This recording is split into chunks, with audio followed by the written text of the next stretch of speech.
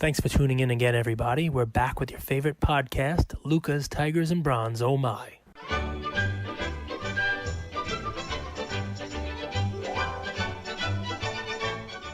Welcome back, Luca Nation. Welcome back to another episode of Luca's Tigers and Bronze, oh my. You know, this morning I asked Cage if he wanted to share a few words about the election. Look, he said we'd lose. I'm thrilled. Half Look of at our, this. He said we'd. Look how happy I am. I couldn't be happier. We do our own submissions, and I hit the mother load. Look at this. I went to the store. You know what these are? Penny sleeves. I got 50 packs of pennies. I have penny sleeves coming out my rear end, and I couldn't be happier. I got thousands of. He said if he would, we would lose half of our audience. And you know, what I think this election has shown us is shed a little bit of a light on who we are as society currently. And if we really look in the mirror, we'll see how divided we are on a lot of topics. And maybe that gives us a chance to start having conversations again. Because, Cage, really at the end of the day, that's what we need to start having more of. Don't you think? All I do is talk. I mean, you know, what do you want me to talk more? You always tell me I talk too much.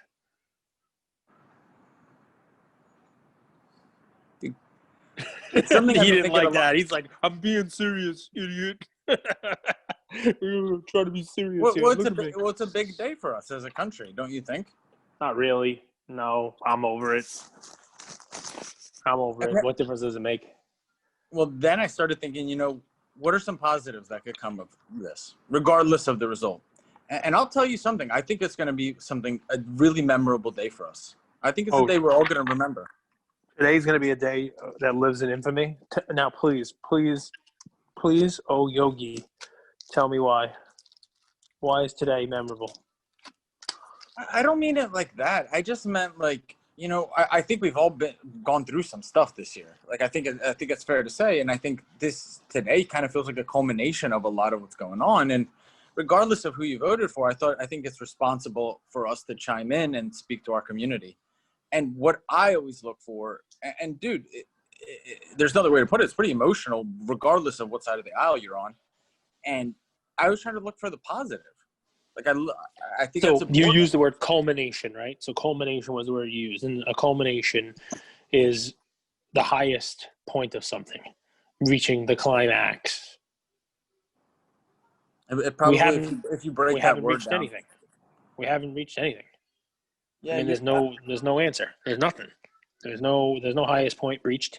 I would say that today's events, no matter which side of the aisle you are on, represent the exact opposite of a climax or a culmination. It is the country potentially hitting a low. And I guess sometimes, you know, when you hit that bottom, maybe the only thing you can do is bounce off and come together. And maybe that's the point you're trying to make. But I wouldn't call this a culmination of anything, especially because we're going to be flooding the world with news for the next 2 months of courtroom battles and drama that decides our election. We have technology to, you know, the phone that I'm talking on right now has more computing power than what it took to send men to the moon. We figured that out. We've had rovers on Mars and, you know, robotic, whatever it is. TSA has robots, but we can't even figure out a way to count the elected returns of our own population. It's a sad day. No matter, like I said, which way it falls. And I don't think that anybody can say which way it's going to fall presently, because there are, you know, several states that are all within the margin of error. They're all in automatic recount, 1% of the election, you know, some that Biden won, some that Trump has won. And you know how much I hate lawyers, but this is, it's coming down to the lawyers now, man, those damn lawyers. So yeah, I mean, look, you want to talk about it, we can talk about it. It's, you know, we'll see what happens. You know, the only thing that I take out of this, and the only hope that I have for it, is that it doesn't impact people's love for cards and willingness to spend money on cards. I hope that continues. I hope that the hobby continues. Think about that comment there. The reason why people love cards is the community, is that people can have conversations, is that they could disagree about Jordan and LeBron and still be civil. Back to my original point, regardless of what side of the aisle you're on, we've been arguing about immigration, COVID and mask wearing, racism and BLM, Trump and Biden. People are so divided, and they're not. And what do even you think? hearing That's just the going other to go opinion. away? You think that's just going to stop? You think now we've reached the stopping point of that? You think anything's going to change? Because I don't. I didn't say that. I'm asking for that through example. That's all I'm saying. Is maybe now that this one thing that we've been divided on will come to a settlement eventually. Can we start having those conversations without attacking and jumping down each other's throat? If I don't think you should wear a mask and you do think you should wear a mask, let's talk. Let's honestly have a fucking conversation and disagree and then go our separate ways and still respect each other. I think that's important. If you don't want to wear a mask and you don't wear a mask, they're just going to put you in jail. So you can talk through the bars. Have fun with that one. What's so cool about this is I knew I was going to come on here with this message, and then I was going to bring a really lighthearted play. My play is super sick. I'm really excited about this play because I love coming back to my roots. The Wharf reminded me. We were talking the other day. It's like, sometimes you got to get back to your roots. And the Roots was one of my favorite bands too, by the way. Now this is a much better topic. How about we talk about which side of the into my music aisle play. you're on, the Roots, why we like the Roots, how they're awesome. We should talk about groups like that, not groups like Democrats and Republicans. Nobody here wants to hear that shit. They had that pounded down their throats all night and for the next 2 months. Paige, I think the confusion is that Democrats and Republicans have become culture. So now there is no Democrats and Republicans. There's just people on either side of the aisle disagreeing on whatever topic they disagree on. And then they decide to choose Democrat or Republican when it's convenient. But really, they just want to disagree. All right. I like it. But, with all these releases coming up, this is a play you can do retroactively or in the future, okay? You think if the Roots was from California, not Philly, you think you'd like him as much? You think you have extra love for them because they're from Philly? Yep. Like, for example, I love Kerwood, South Philly guy. He's a G, but I love Manny, Florida guy. Did you lose any respect for their artistry when they went on and signed on with Jimmy Fallon? No. A lot of people would say, that's like selling out a little bit. Yeah. I don't judge people in shoes that I haven't walked through. All right, so we'll have this conversation when you finally get on Fallon. Okay, go ahead and like when our podcast partners with Barstool, and we go through what making a deal looks like and what we have to give up and take and leave on the table, then I'll have that conversation because I'll know. I'll experience it. But how do I judge, man? You don't know. These people have families. They want to pay for their families. They want to travel. They want to have freedom. I don't know. Dude, making money is important. Like, everyone has different motivations, but when I first started buying Zion Prism, January 1st, January 2nd, and these releases are going to start coming up, there was these inserts in there. There was an emergent insert. Then I started buying Optic. Then there was the My House insert. I don't know if you remember that one. Yep. Love it. What was super cool is, when you negotiate with people, oftentimes you negotiate down the price. What I found to be super successful is, let's say there's a release and there's going to be 20 Zion Prism cards sold on the market, right? Right. But a few people throw in one or two inserts for the same price as raw cards, and you've seen that, right? Yeah. Like, hey, I'll give you my Emergent for $50 and my Zion Prism. At that time, it was $50, and the guy next to it would just sell the Prism for $50. Now, it's almost a form of negotiation because as you're going to go to Facebook groups, you could ask for an add-in insert. But the point being is, get that insert. That's my play today. My play today is the My House insert. Now, you could also get that for free in the trade like I just presented to you, or you could buy it for $5, $7, $10, $15. But it's a throw-in card. It's a card that people are easily going to get rid of. And if you offer to make them a trade, it's a card they're going to, oh, no problem, I'll throw it in. And it's happened to me time and time again. If you're buying, it's a card that instead of negotiating down the price, have people throw in. Now, I just got my House Ja Morant graded. I feel like if they graded it really easy. I got a PSA 10. Yep. That's a $75 card. Maybe it's a $100 card in season. And you can get a little playful with it. There's like the purple inserts. There's some number ones. The point is, it's never a card that's going to explode in value, but it's a card that PSA is going to grade really easy. You could get really cheap, and you could sell for around the $100 mark. Yeah, they do grade them easy. I've thrown some of those in on my subs. I had a Luca purple, I had a LeBron purple, the My House ones, and I think every one that I've sent in has been graded a 10. What's Because cool about that play is if you really break it down, like, I'm qualitative. I'm in the clouds, but I also like to bring it back to numbers. In my example, where I bought the Zion Prism and the Emergent, right? Mhm. I graded both. The Emergent comes back at 10. The Zion comes back at 10. Okay. Okay. The Emergent has already paid for my initial investment, and now the card that I'm holding, the actual card I wanted originally, is all profit. So I get to play with free money. Do I want to sell it and reinvest? Amazing. Do I want to hold it? Easy, because I've already recouped my initial investment that could work again for me. It's a cool thing. I like it. And would you Like getting a say dividend? It's almost like getting a dividend in the stock. Sorry to cut you off, Cage. no? Would you say? I mean, listen, we're doing group subs. I think it's a great play for our guys because you throw it in with your group sub because it's a card that you're not even going to spend that much money on. You're paying the cost of grading on it. It'll look cool on the slab. But I have a feeling, you throw it in a group sub like us where there's going to be 20 or 30 Zion Prism base from our group sub combined. And maybe that's the month where PSA is grading Zion Prism base tough, and they only give us 50% of them in PSA 10s. And they look at it and say, "Wow, we really look." They're human too, right? The grader looks at it and says, you know what? We were really tough on their Zion grading. We only gave him half of them 10s. Let's make it up for him. Let's throw him a couple of these My Houses because who cares? No one's going to scrutinize those. And now you got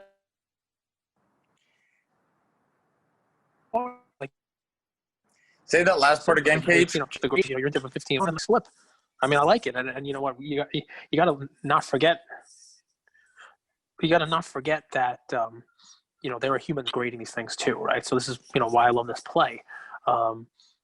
We do these group subs, right? And we're going to have a whole bunch of cards in there. We're going to have a whole bunch of, for example, like the Zion Prism. We've got a bunch of those. Several people sent those in. And let's say we have 20 Zion Prism base in there, and this happens to be a month where the PSA grader is tough on the Prism base Zions, and only half of them get 10s. Well, he just finishes those up and says, I was pretty tough on them on those Zion base. Let me throw them 2 10s or 3 10s on these My House, because no one's going to look at them. No one's going to really scrutinize me for a 10 My House. It's not going to get a lot of views or eyeballs, and no one's going to see it on eBay and say, what the hell's PSA thinking? Great, Nat. It's like a bonus throw-in. So and I like it. Two other things with it. Mm-hmm. You're going to get it back in 3 months, but it's not a card that appreciates or depreciates very much. It's going to stay between 75 and 125, depending on how hot that player is. So you don't have as much market risk with that card. Like if you're buying it, you could buy it across player. It could be Ja Morant, it could be Tyler Hero, it could be Michael Porter Jr., it could be Shea, it could be Zion. Relative to the player's other cards, it doesn't fluctuate that much. And second thing, I think they're an easy grade because you could inspect them pretty easily. There's not much to that card, right? So like centering, it's not a thing on that card because it doesn't have borders. They don't give a F about centering on that card. Unless it doesn't have blatant scratches, which you could easily see, they're going to gem it. So the point isn't that PSA just gives out 10s. The point is there are some cards that are easier to inspect at home than others. And that's a card that's relatively easy. If it doesn't have any dings or scratches, you're not going to be susceptible to like centering and stuff like that. What about you, Cage Warrior? Bring us the key. I like the play, actually. Every once in a while you got to think about it that way, right? I mean, you got to think about the, what you bring to the equation from a play perspective, right? I mean, it can't always be these great cards, this stuff. I mean, I actually like that because I've thought of that from time to time. We get questions. We get asked, hey, do you throw a bad card in? Do you throw one on top if you're grading 5 of the same cards? Do you throw one in that's definitely a 9? That way, the grader has it, and everybody has their own little ways of doing it. I never subscribe to that, and I think it depends on what grader you get. So it's like blowing on the dice in craps, right? Yeah, exactly. But I mean, it is a valid thing, especially if you're subbing, those My House cards in with a bunch of other higher dollar cards. I try to be as subjective as I can, right? I'm as objective as I can with these things. But if I were sitting there as a grader and I was going through your sub and I'm like, oh, I got 100 cards here. I know what the gem rate is. I know what I'm doing. And, if I saw one of those cards that was borderline and it was a low value card like that my house, I would probably give you the benefit of the doubt on that one. One that was a borderline 9 or a 10, I would lean it into the 10 category. I think it makes sense, and that makes it a cool thing to think about. I love when you give me the benefit of the doubt. It reminds us of our partner. Because sometimes I jump on here and just talk about election and the riots, and I don't even know where I'm going with it half the time, but you give me the benefit of the doubt, and you lead me like a horse to water. Well, on that play, it makes sense. And the election stuff, and I mean, you led off with, I don't want to lose half our audience, and maybe I'm doing a disservice to our audience. I think we're not bringing them a position or a side or beating it down their throats one way or another, or my view or your view or whatever it may be. Why is having a position or a side now the equivalent of something detrimental? Well, it's not that. I mean, so I think it's just you use the word divide. I think it is a perfect example of what politics has done in our country. It's just a weird thing. It's a mirror of who we are. So if we behave differently, the politics are the mirror of us.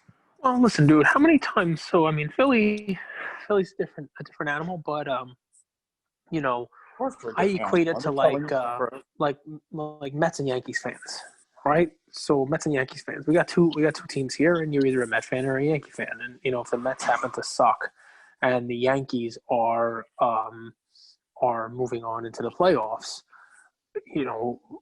every Met fan will tell you to a man, if they're being honest, I'm rooting for whatever team the Yankees are playing against, because that's my job as a Met fan. Whereas they probably shouldn't do that. They should probably say, all right, well, their team is out. The Yankees are in. That's my state. That's my team. I'll support them. I'll get behind them. You name it. But they don't, even when there's nothing to gain for their particular team that they are a fan of or have allegiance to. That runs so deep that they will continue to root against the crosstown rival. It's not just politics. I mean, I think we're under the impression that's how we're wired. We're under the impression that Democrat or Republican is a crosstown rival. Yeah. What we've lost perspective on is we live within the same 50 states. So whereas the Yankees losing has no effect on me, you picking somebody that you against who you like, it could be detrimental to you. You're just picking against, but it could be detrimental. This could actually come back and hurt you if you're picking on that. Does that make sense? Sort of, but they are crosstown rivals. But they're exactly not. what they are. That's the point. No, they're not. How We're the same country. We're the same. What? It's the same sport. So what? It's the same league. No. It is. It's the same thing. No. It's the same exact thing. 100% the same thing. Divided we fall. United we stand. Listen, there are people who will tell you that the DH is something that should be across all leagues, and there are people who tell you it shouldn't. And the National League... You're playing a dunce right now, and I love it, because you're usually the more intelligent of us. The fan of the National League will say that there's more skill to it, right? They'll say that, it's tougher to manage, there's more bunting, you have to deal with the pitcher batting. The fans of the DH will say it's more exciting. It's a more exciting league. And the split is right down the middle. It's American League on one side, National League on the other side. It's, a 50-50 split. And each side says that theirs is the way to do it. And if one side ever got, power, they could potentially force their rule on the other side. And, maybe the American League doesn't want to have, maybe the National League doesn't want to have a DH. Maybe the American League doesn't want to have their pitchers bat. Maybe they've spent so much money on their DH contracts that they've built their team around it. You never really know, man. But to me, it's all the same shit. So I've come on here, I've shared a perspective, and I've shared a moneymaker. Are you going to keep Luka Nation hanging, or are you going to bring some value today? So my moneymaker it's a sort of election special, right? So, Andrew has brought you a more modern play. I like it. It is a unique way of playing a trade or something that you do. Mine is We haven't used this phrase in a while, but you're going to hear it over the next couple of months as we have election uncertainty, as the election plays out over time in the courtrooms and in the press. And you're going to see the market probably be You are impacted the because of it, right? sneakiest co-host I have ever dealt with. You, So, well, your whole play was, oh my god, you are my play was unbelievable. what? My play, you don't know what my play is yet. It's revolved around the election.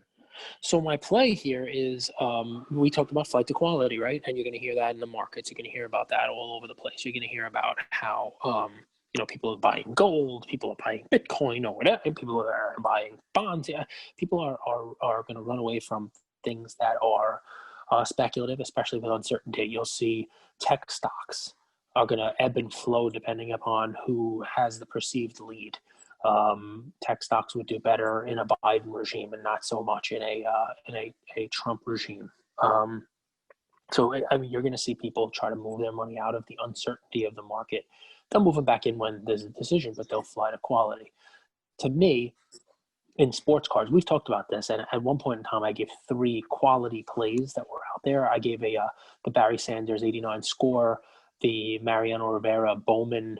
I think what was the other one? The Aaron Rodgers, maybe. I think it was. I mean, the Aaron Rodgers Topps rookie card. But here's my deal, right? I think that everybody in sports card needs to balance their speculative portion of their portfolio with some underlying quality. And I love that it's football season because I'm able to see that there is some sustained interest, growth, and price stability in football cards. Whether it's Patrick Mahomes having another great year and building on it, even Lamar Jackson, who hasn't had the greatest year, his cards are still valuable. Whether it's Brady, rejuvenated in Tampa Bay, or Drew Brees, or we've seen Aaron Rodgers cards go back up. Russell Wilson's cards have all started traveling. And we've seen some position players also make inroads. And what I looked at for my pick, and I'm going to give you a play, but I think you can do a little research on this one yourself because, it's very fan specific. It's very, what team do you like? What old timer, I'm going to call it, you like. But I want you to look at vintage football, right? And don't go out and buy a Jim Brown PSA 10. I'm not telling you to spend thousands upon thousands of dollars, but I am telling you to sprinkle in couple $100 play on a Hall of Famer, all-time great, top 50 that you like. It's very pop specific. So what I would tell you is take a look at PSA population reports before you start buying these things. The card that I'm going to zero in on today is one that I think in all grades is undervalued. I'll probably add a PSA 10 to my collection sometime between now and the end of the year. I don't have one, and that's a glaring hole in my collection. And it's Dan Marino, 1984 Topps rookie card. But for the play for today is the PSA 9 for you guys. And I'll explain why, and I'll do some comparables, and I'll also tell you some other plays that are in the same wheelhouse as this. I think the 10 is underpriced.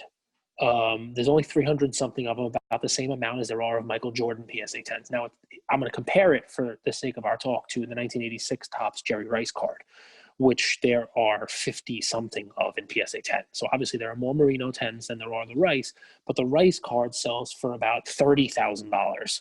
Almost like 8 to 10 times what the Marino does in PSA 10, just because of that scarcity, which I guess makes sense because there's 6 times as many Marinos.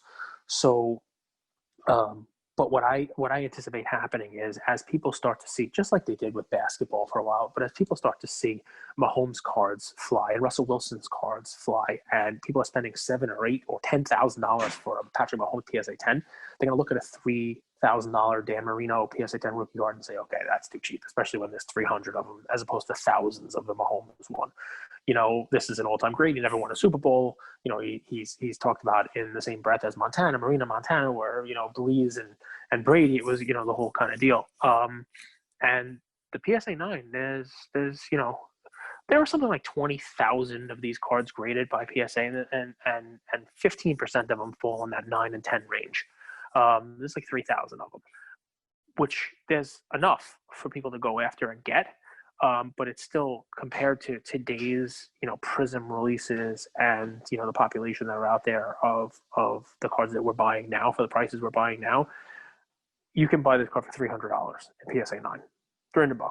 If you look and wait and hit on an auction, less than $300. And that is a bargain, especially now. The Rice also has four figures in PSA 9, but it's closer to 1,000 in pop. That card's four figures. So the Rice in 9 is over $1,000, and the Merino's $300.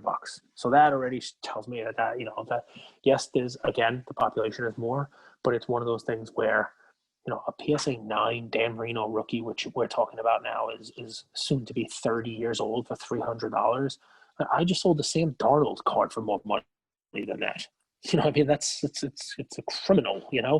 And you start looking at other guys. I mentioned the Sanders 89 score. That's a great card. You could talk about more recent guys if that's more your thing, depending on what age you are. Some Drew Brees, that kind of stuff. I went with a quarterback. I would not have a problem with you on Jerry Rice PSA 9 if that's more in your price range. Because again, pop is low. I wouldn't duck down to the 8 because you'll see if you take a look at that PSA population report, the 8 is a huge number. It's like the bell curve on it.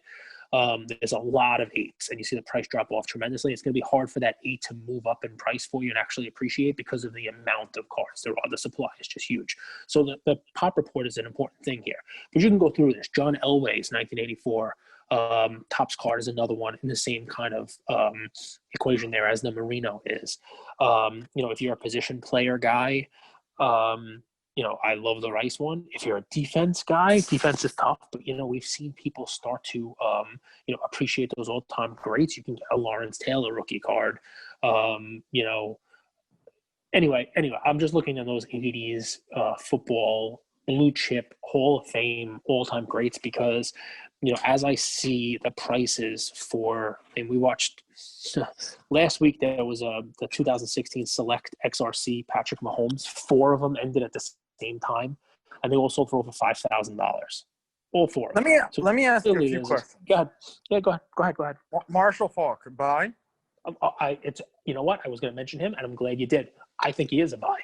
LaDainian Tomlinson? Faulk is a buy. Tomlinson also, for the right card, buy the best grade and the best card that you can. So the tough part about Faulk and Tomlinson, and ultimately, I love the thought process here, but ultimately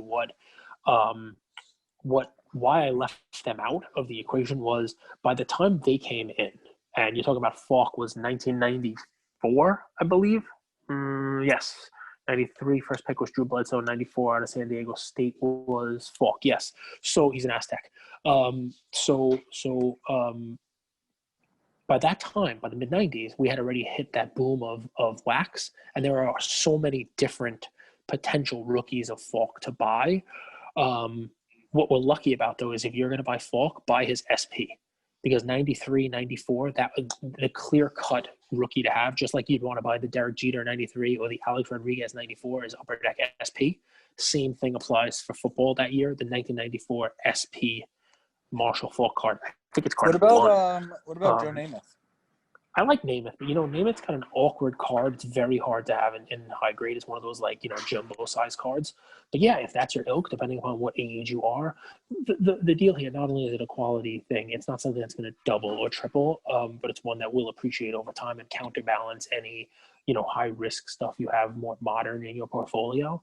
If Namath is your guy, this is also one of those things where, and tell me to shut up if you don't like this, but just like the election, there's disenfranchising, they'll call it, right, on everything, right? One reaction to the election is I'm done with this. That's it. I'm done. I'm out of politics. I'm not going to listen to it. I'm not going to pay attention. I'm not going to watch the news. I'm not going to be involved anymore. Done. You get what's called disenfranchised, right? I have my vote didn't count anyway, so screw it. The process failed me, right? Do you feel that way right now, Cage? We can no, but people do, and you know what? It happens in our hobby as well. It happens in our hobby when you buy in the first week of August, and by the first week of September, you've lost 20% of your card values. It happens in your hobby when you send out your first PSA sub or your second PSA sub, and it happens to be in a year like this where PSA is now being tougher on their grades. And it would be a reasonable thought process to say, that's it, I'm done. I just got in on this. I haven't really invested that much time and that much money yet. And it's just not, it's not going the way I want it to.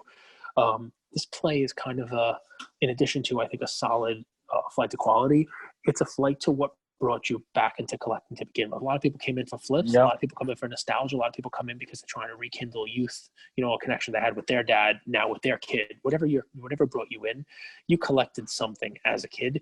And for me, these were the guys who were the stars. The Mahomes was Marino, was, Montana. I'm not telling you to buy a Montana rookie card because they're expensive, but if you want to buy one in a grade where you can afford, go right ahead.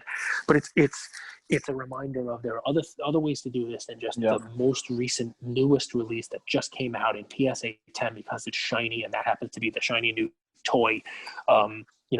Try to look for something that makes you happy to be involved in the hobby still, something that, is part of your collection. And you say, yeah, here's my awesome shiny Mahomes PSA 10. Mahomes reminds me of Marino when I was a kid. He was the Mahomes, and here's my PSA 8 Marino to go right next to it. It's just a cool counterbalance, and it's you're good at this, man. It's a resetting. It's resetting of you, your expectations, your love of the hobby, and everything there. So it's not a specific play. Although if you're asking for one, for me, it would be to go out and find an inexpensive, somewhere around $300 PSA 9 Dan Marino rookie card. If you got the bankroll, go ahead and get a 10. I will be soon. And if you're not a Marino guy, buy an Elway. If you're a wide receiver guy, go buy the best, Jerry Rice one you can find. Find a Steve Largent if that was your guy. You'd find a Tim Brown. Go look at the 89 score football set. Buy yourself a Michael Irvin. Buy yourself a Deion Sanders. Buy yourself a Barry Sanders. Buy yourself a Chris Carter if you were all about touchdowns. Dante Culpepper. Whoever it may be. Vinny Testaverde. But my fellow gamblers, you guys will appreciate this. You guys know those times where you just can't buy a win. Yep. You just can't buy a win. And that happens in other aspects of life, right? It happens in life, but it also happens in cards, right? And what you're saying is the people have come in that haven't found that first win. Yep. Simplify it. Get back to the basics. Yeah, Here's man. a guy that's proven in a card that's really cheap and in a high grade. Simplify your game. And I will tell you, Cage, this is something that's changed my life. It's easy to get stuck in those losses and feel like that's just who you are. You start to believe that that's your identity. Yeah, man. Remember you called me a month ago and you said you found that girl. You called her, what do you call her? A slump buster, you said? It's just like that, man. When there's just little losses in the hobby and, it's just Marino cards like a slump buster for you. I mean, I don't want to. You should share the picture you sent me with our audience. Forget about it. They would really love that. But Ian is shaking his head. What's going on? Why is Ian shaking his head? Did you see the picture of the slump buster? Is that why? What's that? You'll learn. Pardon that interruption, Luca Nation. The point is, and I've had this. By the way, Luca Nation, he's so red. He's so red. He's blushing. I'm not. Losing becomes your identity. I'm sweating this. You guys are killing it. You're literally coming in mid-swing and pulling the bat from under me. God. Dude, there's no feeling like success. I will tell you, there is no feeling I agree like with success. And I agree with that. It doesn't take a lot. That's the thing. Success is often tied to your identity. And small wins add up. They add up. And I want you to believe this out there more than anything. They add up and they could change your life. Get back to those small wins. Find a small win. Build that momentum, and you'll see it will start snowballing. I love your play, Cage.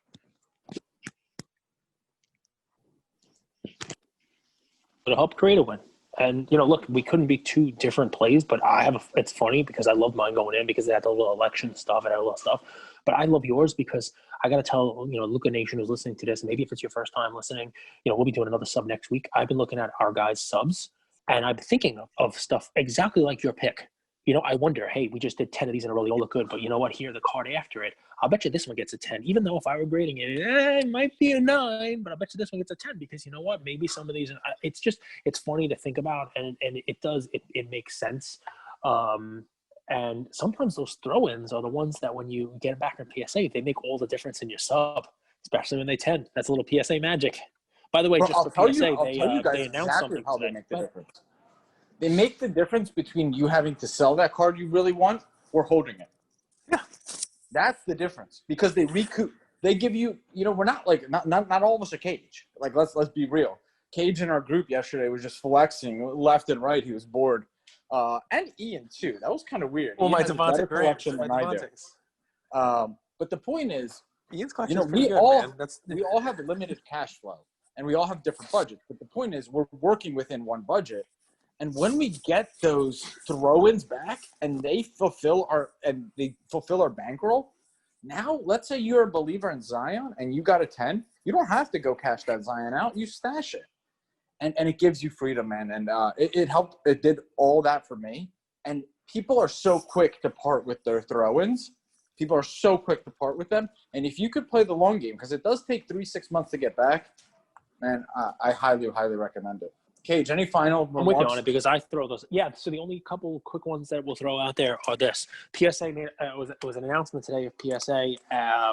They basically said that Ultra Modern, because we're going into 2021, is still going to remain a 3-year sub. So if you do Ultra Modern, guys, we'll walk you through this and just sub with us. But if you happen to be somebody who subs on your own, Ultra Modern is its own category, and presently it's 2017 to 2020 are the years of the card. So anything 2017 and on is considered Ultra Modern. PSA announced today that obviously since they're going to be expanding into 2021 soon, 2021 will be in those grades, but 2017 falls out. So it'll be 2018 to 2021 in Ultra Modern. So 2017 cards will start to be cheaper to grade. It's just something to think about. Like if you're planning on grading with us and you got a 2017 card that you don't need for the next couple of months and you want to sub it with us, it'll be cheaper to sub in January than it is now. I mean, it's just one Can of I those put you things on the spot? Yeah, please. I just got hypothetical. I just got a sub back, and I was able to cash it out and make $1,000. I know PSA's just running through the roof, more submissions than ever. Do I invest $200 from that profit into Collector's Universe? Now, Internet. That is something I was buying at $15 and it's like $65 now. So it's crazy. I would say no. Honestly, I would say no because it's run up so much. That it's one thing for a random card here to go 5x. That stock has gone 5x in a year. It went from $15 to $65. And what people don't realize is obviously that's got a lot of the cards in it. It's got a lot of their backlog, a lot of their Greek press, a lot of their earnings. But the cards are carrying the other business. The coins are not as hot. The coins are a dying business, and they have a significant segment of coins as well. So that'll have to obviously be taken into account. But there's still growth there, and they're finding a great way of squeezing every dollar that they can out of it. But there will be a quarter that comes up soon where they're going to have to feed in all of their expansion, their new space, their new graders, their new hires, the money that's coming in, you name it. And that'll be the kitchen sink corner, as I like to call it. There'll be a quarter, you'll see some insider selling. Mr. Orlando might sell some of his stock, you name it. And they'll just throw it all against the wall one quarter. They'll miss earnings. The stock will come down a little bit. And they'll get it all off their balance sheets. And then it'll start going back up again. I think that's fair. Well, we're not – let's just disclaimer, we are not a financial security advisor. But what I'm hearing, and I was thinking myself about this, so I thought, why not share with my thought process and Cage's? I think it's just a $40, $45 stock. It's probably a bit inflated, and it needs a little bit of time to correct. But long term, I do think it is an investment. Yeah, I mean, listen, we'll see what happens with it. Right now, like anything else, it's the even though it's doing great, I don't think the book value and the stock value are actually in line with one another. I think it's got a lot of helium in it. It's like Krispy Kremes. Used to have more heat and sweet sugary air in it than the actual donuts the stock used to. So no, the only other little note that I'll throw out there is perhaps tomorrow's episode we'll do something on it. Maybe Friday's episode. Couple releases this week. We got Prism NBA Drafts Basketball, LaMelo, and the draft class coming out on Friday. Also, Topps Update Baseball, and I do want to chat with everybody about that. We'll do a new episode on it because there are rookies who played in this weird baseball year, this bubble baseball year that we had here, where rookies didn't have rookie cards, and even though Topps Update is coming out, they're not putting new rookies in it. They'll have our boy Randy Arozarena in his Tampa Bay uniform, sort of like Yohan Moncada was, originally in a Red Sox uniform, and then the update card had him in his White Sox uniform. That'll be a cool and sought-after card. But the rookies that came up this year, Baum and Adele, they're not going to be an update the way they are in other years, which is weird. They're holding those guys' RC card with the rookie shield, the actual Topps rookie on it, until next year's Topps, either Series 1 or whatever it may be.